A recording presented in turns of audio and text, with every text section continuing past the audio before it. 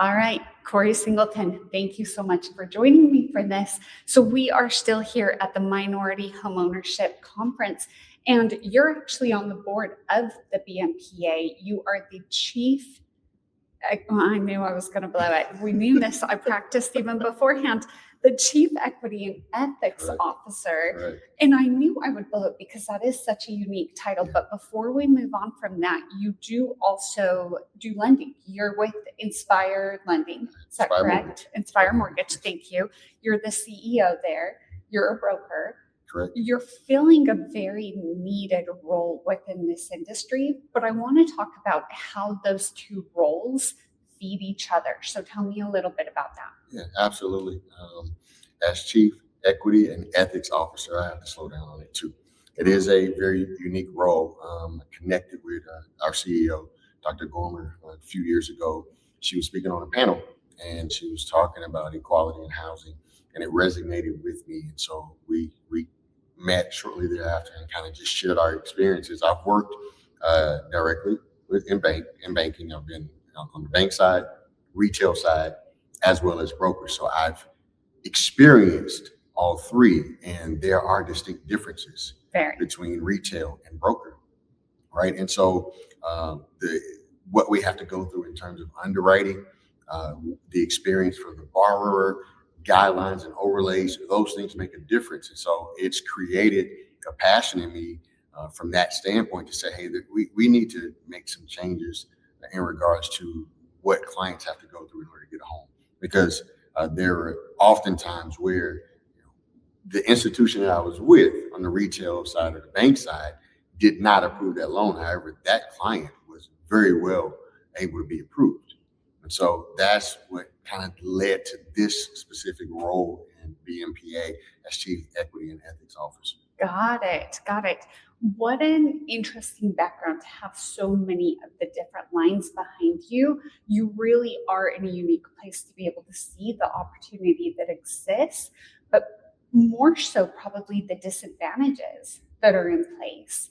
I do feel like there's something to the broker side of the community that gets to really help serve some of those borrowers who maybe otherwise wouldn't be. So I really appreciate your background there. Tell me a little bit, remind me again where you're from. Where's home? So I'm originally from Louisiana, a small town called Shreveport, Louisiana. I know Shreveport. But I do reside here in Chicago now, and I've been here for quite some time. I finished high school here. So I've kind of the best of both worlds, a country boy at heart, but, picked up some city ways along the way. So, using those experiences, it makes a good combination. It does. And I would imagine coming from kind of that smaller town, Southern upbringing to a city that is known for some of its systemic racism. Mm-hmm.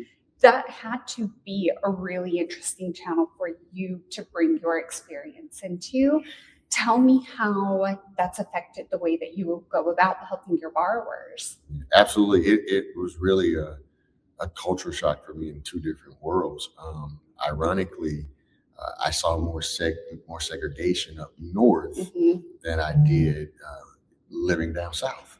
I'm not saying that it did not exist. I'm not saying that, systemic racism and things didn't exist. Well, let me say racism didn't exist, but it was very overt, which this might sound bad, but I could appreciate that versus systemic racism where things are in place that by default imply, and it creates a barrier and hinders. So that's the difference that I noticed in moving here and now and seeing that, all right, well, let me take what I've learned in the mortgage industry and provide this education to my buyers and my clients.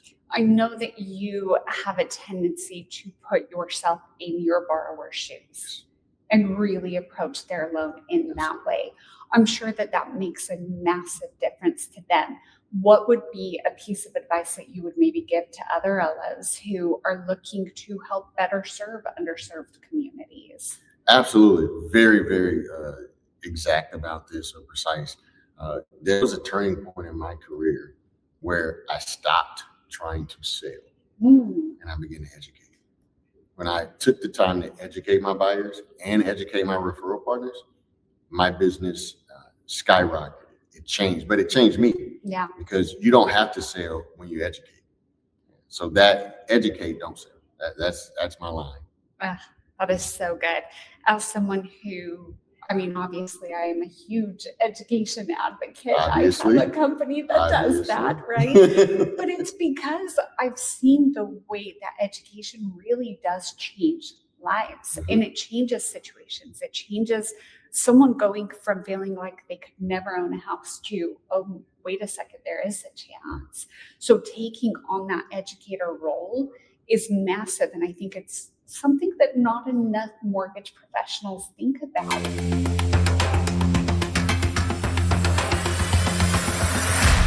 For more on this and all of today's top stories, go to nationalmortgageprofessional.com.